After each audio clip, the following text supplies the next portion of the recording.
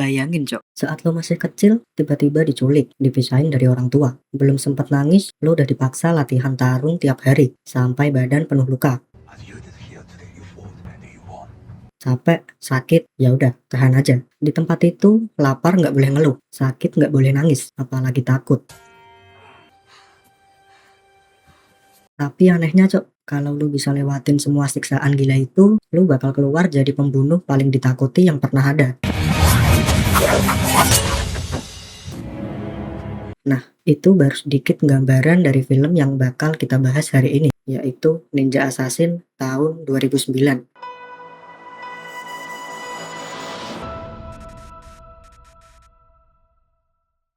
Sebelum semuanya berubah jadi neraka, film ini ngajak kita mampir dulu ke sebuah klub milik geng Yakuza di Osaka, Jepang. Suasananya masih santai, buat sementara. Si bos Yakuza ini lagi ditato di punggungnya, pakai metode tradisional yang ditusuk manual satu persatu. Dan lo pasti tahu sendiri, Cok, rasa sakitnya itu bukan main-main. Si bos ini kelihatan nahan sakit sambil ngomel-ngomel. Si tukang tato yang udah tua malah nyeletuk. Kalau lo nggak tahan sama rasa sakit yang kayak gini, lo nggak cocok hidup di dunia yang keras. Ya jelas aja, si bos langsung naik darah. Ngerasa dipermalukan banget di depan anak buahnya sendiri. Pas suasana lagi panas-panasnya, datang salah satu anak buahnya bawa sepucuk surat. Hey boss, this just came for you. So open it, dumbass. Begitu dibuka, isinya cuma pasir hitam. Yes, cuma pasir. Tapi reaksi si kakek tua tato ini beda banget sama yang lain. Dia ketakutan setengah mati. You know what this is? Soalnya si kakek ini pernah lihat amplop kayak gini sebelumnya. Dan setiap kali amplop ini muncul, artinya cuma satu. Ada yang bakal mati malam itu juga. Tapi namanya geng Yakuza. Mereka malah nganggep ceritanya lucu. What word? Hey, you wanna let us in on the joke? Si kakek nunjukin bekas luka di dadanya, tepatnya di sisi kiri. Dan untungnya dia masih hidup karena jantungnya itu nggak di tempat normal kayak orang lain. Yang ternyata posisinya ada di sebelah kanan. Dan itu yang nyelamatin nyawanya waktu itu. That night of their blades struck here. My heart is here. Tapi geng Yakuza ini cuma ketawa. Mana percaya mereka sama cerita ninja-ninjaan. Tapi di detik berikutnya,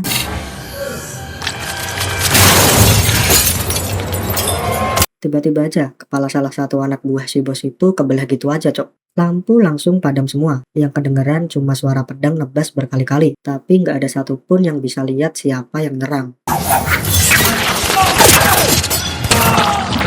Satu persatu anggota Yakuza itu tumbang, kena tebasan yang nggak kasat mata. Bosnya sendiri sampai panik, nembakin pistolnya ke segala arah. Saking takutnya si bos malah nawarin bayaran, berapapun jumlahnya, asal jangan dibunuh. Tapi nggak ada jawaban, dan itu yang justru paling bikin merinding. Nggak lama dari itu, tangan si bos putus seketika, lalu kepalanya kena tebasan senjata yang nggak kelihatan dan tewas di tempat. Habis itu dari balik bayangan baru muncul sosok ninja yang dari awal udah ngebantai semua orang di ruangan itu. Itu adalah adegan pembuka film ini, Cok. Dan percaya deh, ini cuma pemanasan doang dari semua kekacauan yang bakal lu lihat selanjutnya. Sekarang berpindah ke Berlin, tepatnya di kantor Europol. Di sini kita kenalan sama tokoh penting di film ini, seorang agen penyelidik bernama Mika Koretti. Mika ini lagi ngelaporin hasil penyelidikannya ke atasannya bernama Maslow soal serangkaian pembunuhan misterius yang kelihatannya nggak ada hubungannya satu sama lain. Dia mulai dari kasus lama, pembunuhan seorang ratu Korea di abad ke-19 yang diduga dilakukan sama anggota klan ninja bernama Ozunu. Mika sempat baca transkrip persidangan seorang terdakwa dan di situ disebut soal pembayaran emas seberat 45,3 kg ke klan Ozunu. Tapi anehnya urusan itu nggak pernah dibahas lagi sampai sekarang. Mika menggali lebih dalam lagi dan nemu kasus lain, kematian Perdana Menteri Rusia yang juga ada keterkaitan sama klan Ozunu. Sehari sebelum dia dibunuh, ada transfer dana misterius dari Bank Shanghai dengan nominal yang lagi-lagi pas banget sama nilai 45,3 kg emas. Mika dengan tegas bilang, klan Ozunu ini bukan mitos, ini nyata. Mereka beroperasi dengan cara nyulik anak-anak jalanan, terus dilatih jadi mesin pembunuh sejak kecil. and nobody's doing a damn thing to stop them. Nah, kamera pindah ke lokasi laundry umum. Di sana ada seorang pria yang lagi nyuci baju. Tapi ada yang aneh. Seorang wanita Jepang deketin dia. Would you mind? Too much trouble. Could you help me with this? Si pria ini langsung nanya, dari klan mana kamu? Lagi ngapain kamu di Berlin? What are you doing in Berlin? Bukannya jawab, si wanita malah langsung nyerang dia pakai pisau kecil. Ternyata dua-duanya emang sama-sama ninja, cok. Pemilik laundry yang lagi ngecek kondisi mesin malah kaget pas nemu darah ngocor dari salah satu mesin cuci dan di dalamnya ada mayat manusia. Balik lagi ke Mika dan Maslow. Maslow mengaku dia udah menggali lebih jauh soal kematian Perdana Menteri Rusia itu. Dia nemu laporan dari agen bernama Alexei Sabatin. Laporan itu membahas kemungkinan beberapa pembunuhan politik yang dilakuin sama jaringan rahasia kuno yang disebut 9 klan. Mika langsung nanya, terus gimana nasib si Alexei Sabatin sekarang? Dia diberhentikan dari dinas dengan alasan resmi, gangguan mental. You believe it now, don't you? Ninjas. Sekarang waktunya kita kenalan lebih dalam sama si pria laundry yang ternyata ninja itu. Namanya Raizo. Dia balik ke apartemen yang sekilas kelihatan biasa aja dari luar, tapi begitu masuk, di momen ini film mulai ngasih kita flashback ke masa lalu Raizo. Dan disinilah cerita mulai dalam banget, cok. Raizo kecil dulu diperkenalkan langsung sama pemimpin klan, yaitu Lord Ozunu, di depan murid-murid lainnya. Welcome him as your brother. Klan ini emang khusus untuk menculik anak-anak jalanan buat dilatih jadi pembunuh. Lord Ozunu ngajarin murid-muridnya satu hal yang jadi prinsip dasar klan ini. Master them away of the ninja. Buat nunjukin maksudnya, Ozunu menyayat telapak tangannya sendiri, terus ngucapin semacam mantra. Begitu tangannya dibuka lagi, luka itu udah hilang, sembuh sendiri. Itulah kekuatan unik klan Ozunu. This is the power of the Ozunu clan. Di siang harinya, Raizo kelihatan berhasil ngalahin temennya dalam latihan tarung. Ozunu cuma bilang singkat, hidup itu pertempuran. Karena buat menang, lu harus tarung tanpa keraguan, tanpa belas kasihan. To survive, you must learn to feel nothing at all. Nih, salah satu latihan paling ekstrim yang Raizo kecil harus lewatin. Dia dilatih jalan di lantai khusus yang bakal berisik kalau langkahnya salah. Tujuannya biar dia bisa gerak tanpa suara sama sekali. Suffering exists only because weakness exists. Tapi pas dia gagal dan latihannya keluar suara, Ozunu langsung mukul kakinya sampai berdarah-darah. Bukan tamparan sayang, ini hukuman fisik beneran. You must hate all weakness. Di malam harinya, Raizo kecil nggak bisa tidur saking sakitnya. Untungnya ada satu murid perempuan bernama Kiriko yang diam-diam ngobatin luka di kaki Raizo.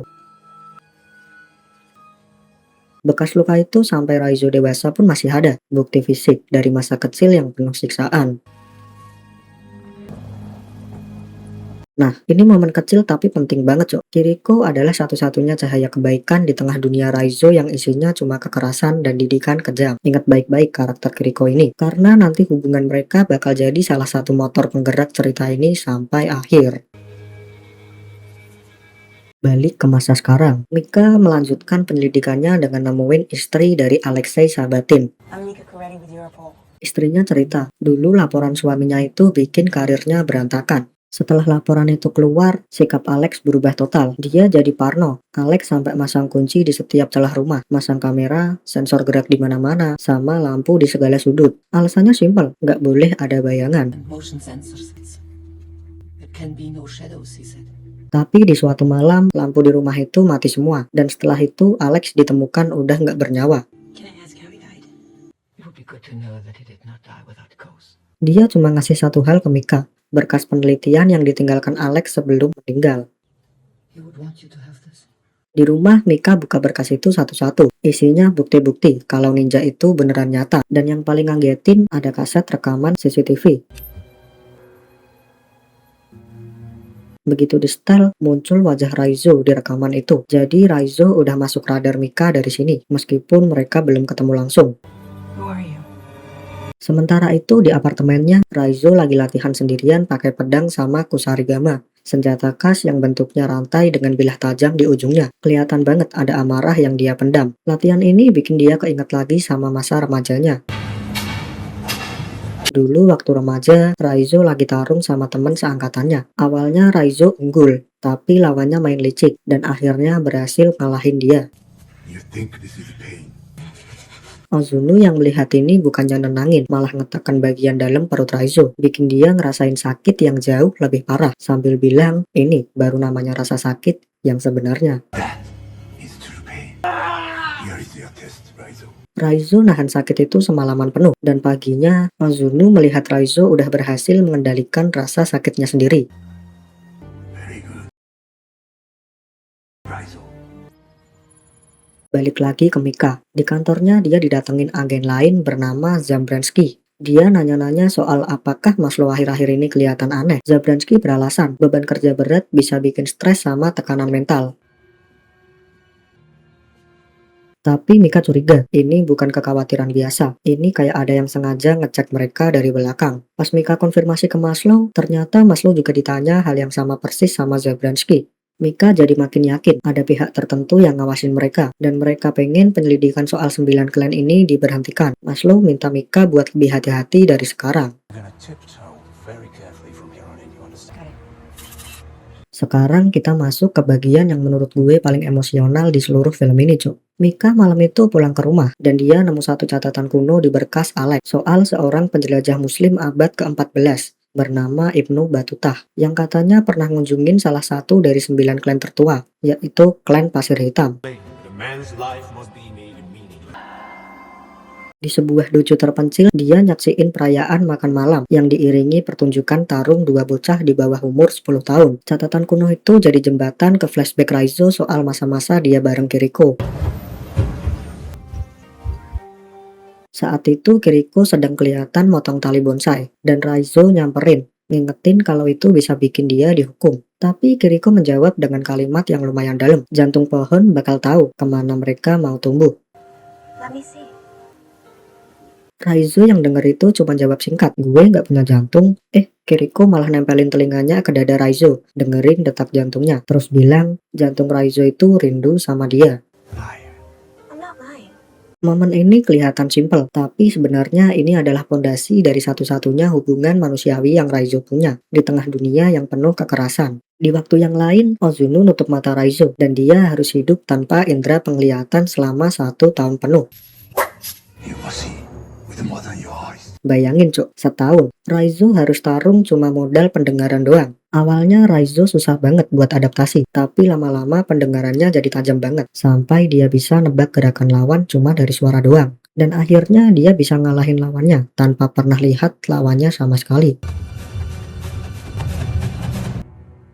Malamnya pas istirahat, dengan pendengaran barunya itu, Raizo bisa dengar detak jantung Kiriko. Dan ternyata detaknya seirama sama detak jantung Raizo sendiri. Dia cuma senyum, momen kecil tapi manis di tengah dunia yang dingin. Suatu hari Kiriko menang dalam pertarungan, dan Ozunu menyuruh dia buat nyayat lawannya yang udah kalah, cuma buat nunjukin kalau Kiriko mendominasi dalam pertarungan itu. Kiriko pun menolak. Dan akibatnya Ozunu menyayat pipi Kiriko sendiri sebagai hukuman. Terus dia dikurung di dalam sel bambu yang sangat kecil. Malam itu Raizo yang rasa kasihan datang diam-diam ke kotak hukuman, ngasih Kiriko air minum karena dia kelihatan kehausan parah. Ini lagi-lagi nunjukin sisi manusiawi Raizo yang masih menyala, meskipun klan udah berusaha matiin itu semua sejak dia kecil. Di malam harinya pas hujan lebat, Raizo melihat Kiriko udah nggak ada di tempat tidurnya. Dia mengejar, menemukan Kiriko yang lagi berusaha kabur. Raizo pun mencoba nahan, ngingetin kalau ini bisa berakibat fatal. Tapi Kiriko tetap lanjut, soalnya menurut dia, hidup yang sebenarnya itu ada di luar sana, bukan di dalam tembok klan ini. Dia lanjut manjat dinding buat kabur dari tempat itu. Tapi sayang banget, Cok, usahanya gagal. Kiriko ketangkap lagi sama salah satu murid senior klan, bernama Takeshi. Karakter ini bakal jadi musuh utama Raizo, selain Ozunu sendiri.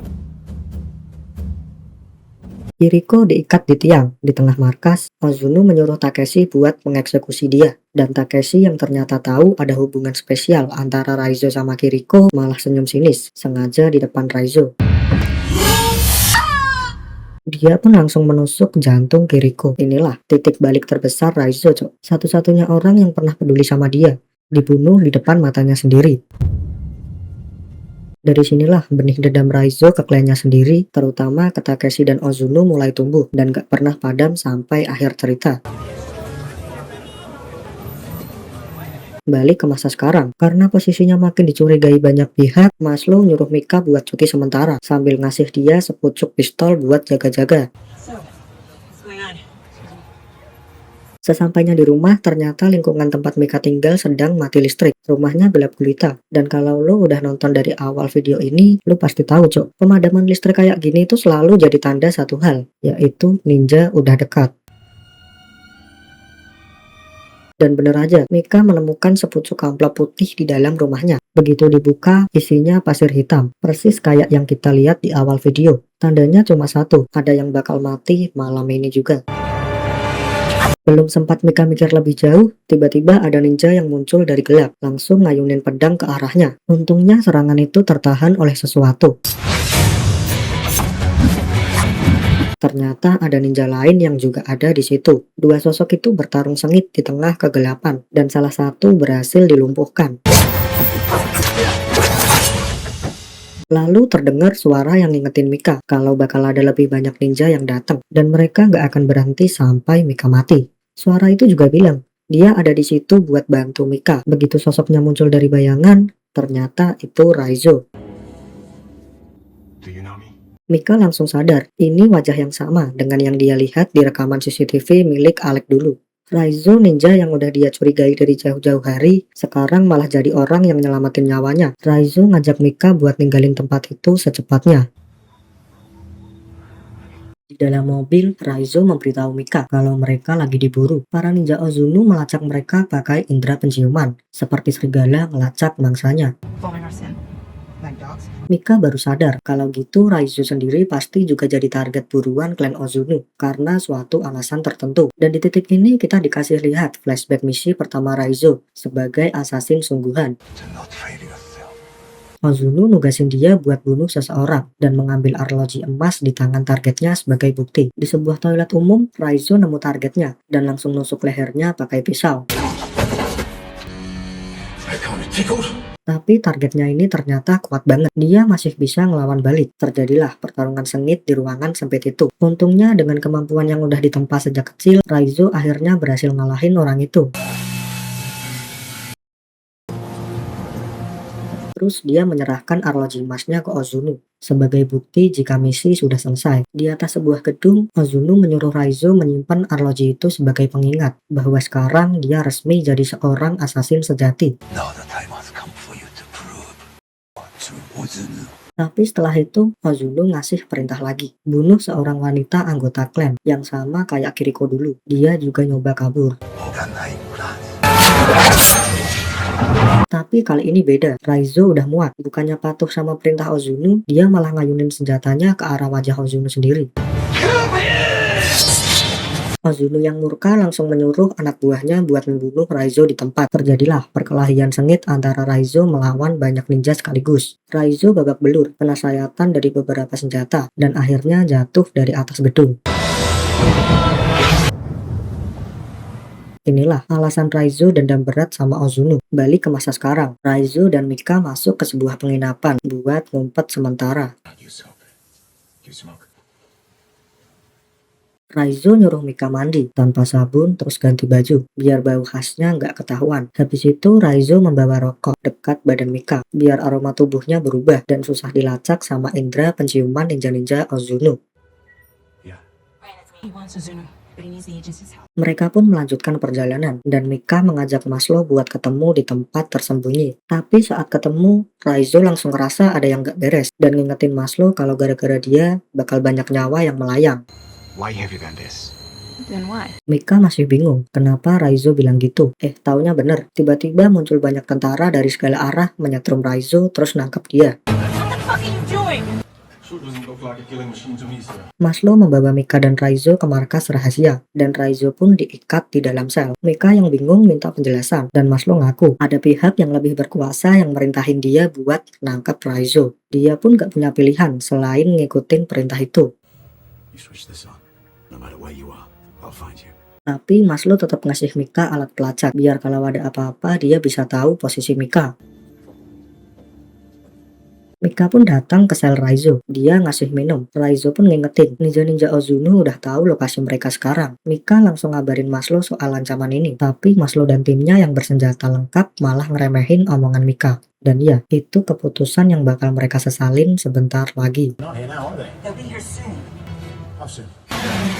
Gak lama setelah itu, lampu di markas tiba-tiba padam total. Mika langsung lari ke arah sel Raizo. Di kegelapan, para tentara berusaha mencari tahu apa yang terjadi. Tapi mereka nggak nyadar kalau di atas mereka para ninja udah siap menyerang. Satu persatu tentara itu tumbang, dihabisin sama ninja yang gerak nyaris tanpa suara di kegelapan. Para ninja juga udah mulai nyerang tentara yang ada di dekat Mika. Tapi Mika sigap, dia mengambil kunci sel dari tubuh tentara yang udah tewas. Terus dia membuka rantai yang mengikat Raizo. Persis pas tangan Raizo bebas, dia langsung gerak cepat, menghabisi ninja yang udah masuk ke ruangan itu. Raizo pun menyuruh Mika menunggu. Terus dia menghilang di dalam kegelapan. Raizo pun melawan puluhan ninja klan Ozuno sekaligus. Dan meskipun jumlah lawannya banyak banget, dengan skill ninja yang level tinggi, dia masih bisa bertahan, ngehindar dari setiap serangan, terus jatuhin lawan satu persatu.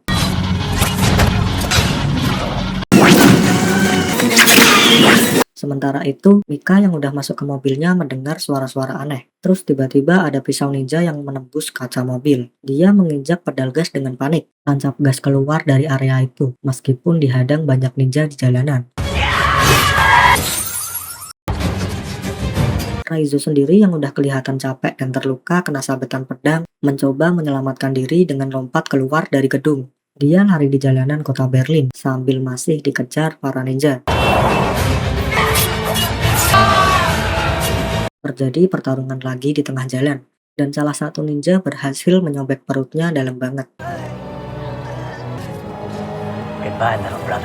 Pas mau dieksekusi, Mika tiba-tiba muncul, menabrak ninja itu pakai mobilnya. Dia langsung nyelamatin Raizo, dan mau bawa dia ke rumah sakit. Tapi Raizo menolak, karena terlalu beresiko buat identitasnya yang harus dirahasiain.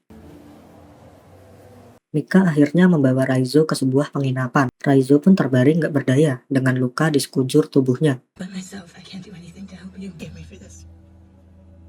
Tapi dari luar, Mika melihat ada beberapa bayangan yang masuk ke ruangan tempat Raizo terbaring. Di pagi harinya polisi datang pakai alat pelacak punya Mika, tapi yang mereka temuin cuma Mika sendirian, sedang terduduk lemas. Raizo pun udah dibawa pergi sama para ninja itu. Tapi tenang Cok, ini ternyata bukan akhir dari Raizo. Di dalam sebuah kotak besi, Raizo coba pulihin dirinya sendiri pakai kemampuan klan Ozuno. Kemampuan healing yang kita lihat dari awal cerita. Luka-lukanya pun nutup satu persatu. Sampai akhirnya dia tiba di markas klan Ozuno. Raizo dibawa ke hadapan Ozuno sendiri. And now, do you know what you have done? How you have shaped Ozuno pun cerita, dulu dia nyiapin Raizo dari kecil buat jadi penggantinya, calon pemimpin klan selanjutnya. Tapi sekarang, gara-gara pengkhianatan Raizo, Ozuno udah niat bener-bener buat ngeksekusi dia, karena udah mempermalukan nama baik klan. Malam itu Raizo diikat di tiang, siap buat dieksekusi. Tapi sebelum itu, Ozuno neken perut Raizo buat menyiksa dia, sampai Raizo muntah darah. Dan di momen itu, Takeshi nyadar kalau Raizo ternyata membawa alat pelacak yang sebelumnya dikasih Mika di dalam tubuhnya. Strategi cerdik dari Mika ini buat ngelacak lokasi markas klan Ozuno yang selama ini tersembunyi. Dan bener aja, nggak lama muncul pasukan tentara yang dibawa Maslow dan Mika, datang buat nyelamatin Raizo. Raizo sendiri ternyata udah nungguin momen ini. Mika langsung lepasin ikatan Raizo, dan terjadilah pertempuran besar antara pasukan militer modern melawan ninja-ninja Ozuno yang udah eksis ribuan tahun. Meskipun lawannya membawa senjata modern, para ninja ini tetap kelihatan mampu mengatasi serangan dari tentara. Bukti kalau skill mereka nggak main-main, walaupun cuma modal pedang dan kecepatan. Sementara pertempuran besar berlangsung di luar, Takeshi masuk ke sebuah ruangan, dan di dalamnya udah ada Raizo, siap dengan dua pedang di tangan. Come, little brother. Takeshi nyuruh 4 anak buahnya buat nyerang Raizo bareng-bareng. Terjadilah pertarungan ninja level tinggi yang jujur aja cok, koreografinya keren banget di sini. Raizo berhasil numbangin mereka satu persatu sampai akhirnya cuma tinggal dia sama Takeshi. My turn. Mereka berdua bertarung di antara kobaran api yang udah mulai besar di markas itu. Raizo mengingat jelas Takeshi lah yang mengeksekusi Kiriko dulu. Amarah yang udah dia pendam bertahun-tahun langsung meledak. You remember the sound she made when I stuck her? Dia menyerang Takeshi bertubi-tubi tanpa ampun, dan akhirnya Takeshi tewas di tangannya. Setelah Takeshi tumbang, akhirnya Raizo bisa berhadapan langsung sama Ozunu, orang yang paling dia incer dari awal cerita ini. Tapi Ozunu bukan lawan biasa, dia menghilang di kegelapan dan menyerang dari arah yang gak kelihatan sama sekali. Raizo pun mengambil pedang, mencoba melawan Ozunu sebaik yang dia bisa. Pertarungan ini brutal banget cok, penuh luka di kedua belah pihak. Meskipun badannya udah penuh sayatan, Raizo tetap maksa diri buat lanjut tarung. Tapi pas Raizo coba menyerang, Ozunu lagi-lagi menghilang di kegelapan. Terus jatuhin dia dengan kecepatan yang gak masuk akal. Pas Ozunu mau nusuk Raizo yang udah jatuh, Mika muncul dan menembak Ozunu dari belakang. Raizo langsung teriak menyuruh Mika lari, tapi udah terlambat. Ozunu menghilang sekejap di kegelapan, lalu muncul lagi tepat di belakang Mika. Dengan gampang, Ozunu nusuk dada Mika tepat di bagian jantung. Mika pun langsung tumbang. Most children are disappointments. Melihat Mika tumbang di depan matanya, ada sesuatu yang berubah total di dalam diri Raizo. Amarah yang udah dia tahan sepanjang film ini akhirnya meledak habis-habisan. Dengan kecepatan ninja yang bahkan dia sendiri nggak sadar dia punya, Raizo menghilang di kegelapan dan menyerang Ozunu bertubi-tubi sampai lengan Ozunu putus. Ozunu yang udah gak berdaya langsung dieksekusi sama Raizo di tempat. Akhirnya setelah seumur hidup ditindas, disiksa, dan dibentuk jadi alat buat ngebunuh, Raizo berhasil ngalahin orang yang paling dia takutin, sekaligus paling dia benci. Raizo langsung membopong Mika keluar dari bangunan itu, dan ngabarin Maslow bahwa Mika baik-baik aja. She'll be alright. Plot twist kecil yang manis di sini, ternyata Mika punya kondisi jantung yang sama kayak si kakek tukang tato di awal film. Posisi jantungnya ada di sebelah kanan, itulah yang nyelamatin nyawanya dari tusukan Ozunu yang seharusnya fatal. Sementara itu di markas Ozunu yang udah jadi reruntuhan dan kebakaran, Raizo berdiri sendirian di tengah bekas tempat yang dulu jadi rumah, sekaligus penjara buat dia seumur hidup. Raizo melihat ke arah tembok yang dulu dipanjat Kiriko buat berusaha kabur. Tembok yang jadi akhir hidup Kiriko juga. Raizo akhirnya ngikutin jejak itu. Di atas tembok itu, Raizo melihat pemandangan yang luar biasa. Pegunungan yang menjulang tinggi, dunia luar yang dulu cuma jadi bayangan, dan harapan buat Kiriko. Dan sekarang, akhirnya Raizo bisa ngerasain sendiri apa yang Kiriko maksud dulu soal kehidupan yang sebenarnya di luar tembok lain ini. Dan di situ, film ini ditutup, cok. Cerita tentang seorang anak yang dirampas masa kecilnya, dibentuk menjadi mesin pembunuh tanpa ampun. Tapi yang akhirnya lewat dendam, kehilangan, dan satu hubungan tulus yang gak pernah dia lupain, berhasil nemuin jalan buat dia jadi manusia lagi.